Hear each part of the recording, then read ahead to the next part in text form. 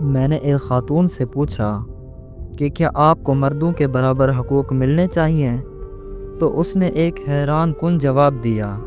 اس نے کہا کہ مجھے برابر کے حقوق نہیں چاہیے۔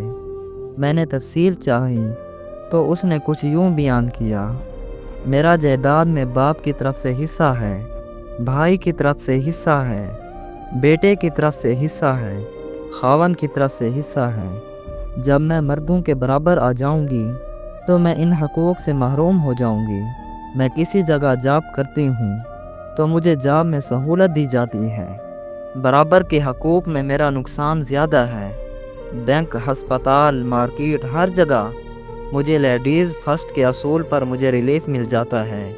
میں ابو سے ملنے جاؤں تو وہ کھڑے ہو کر ملتے ہیں اور بھائی کو بیٹھے بیٹھے سلام کر لیتے ہیں۔ ہم شہر سے باہر کہیں جائیں تو میں نے اور بیٹی نے اپنا اپنا ہینڈ بیگ پکڑنا ہوتا ہے اور بس باقی سامان بیٹے جانے اور ان کے پاپا۔ ایک بار راستے میں گاڑی رک گئی تھی تو مجھے اسٹیئرنگ تھما کر بیٹے اور میاں نے دھکا لگایا۔ برابر کے حقوق ہوتے تو مجھے بھی دھکا لگانا پڑتا۔ سبھی بڑے اور بھاری کام خود بخود مردوں پر جا پڑتے ہیں۔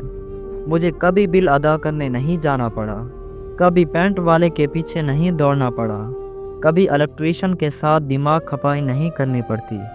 کمانے کی ذمہ داری کبھی میری نہیں رہی۔ میاں نے کمانے کے لیے نکلنا ہی نکلنا ہے۔ میں کبھی بھی کہہ دوں آج کچھ نہیں پکایا، گرمی لگ رہی تھی یا موڈ نہیں تھا، تو بازار سے کھانا آ جاتا ہے۔ کوئی زبردستی نہیں ہے، لیکن ان کو کام سے چھٹی نہیں ہے۔ میاں کی انکم پر مجھے حق حاصل ہے، میری انکم پر صرف میرا لباس ان سے مہنگا ہوتا ہے، میرے جوتے کپڑوں کی تعداد ان سے زیادہ ہے۔ ایسے بے شمار فائدے مجھے حاصل ہیں، پھر برابر کے حقوق لے کر میں گھاٹے کا سودا کروں گی؟ اتنی پاگل لگتی ہوں کیا؟